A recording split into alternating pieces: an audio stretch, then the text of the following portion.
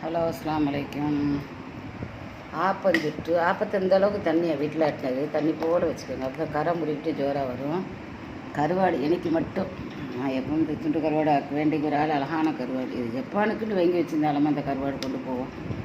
சரி பரவாயில்ல, தாமா எனக்கு ஆசையாகிக்குது. மழை பெஞ்சால் கருவாடு ஆப்பம்லாம் நல்லா இருக்குது. தேங்காய் உருண்டை சின்ன உருண்டை அரைச்சிது, சின்ன வெங்காயம் கொஞ்சமாக ஒட்டி ஒரு ஸ்பூன் மிளகாத்தூள் எல்லாம் போட்ட மிக்சர் மிளகாய் தூள், ஒரு தக்காளி, 2 கீத்து மாங்காய், அதுக்கப்புறம் கருவேப்பிலையில் பச்சை மிளகாய் இவ்வளோத்தையும் போட்டு தாளித்து ஊற்றிட்டு கொஞ்சம் வெங்காயம் போட்டு என்ன செய்யுங்க, தேங்காய் எண்ணெய் ஊற்றி தாளித்து ஊற்றிடுங்க. ரொம்ப டாப்பாகிக்கும் கருவாடு. நான் 2000 ஆள் இவ்வளோ போட்டு செய்யுங்க.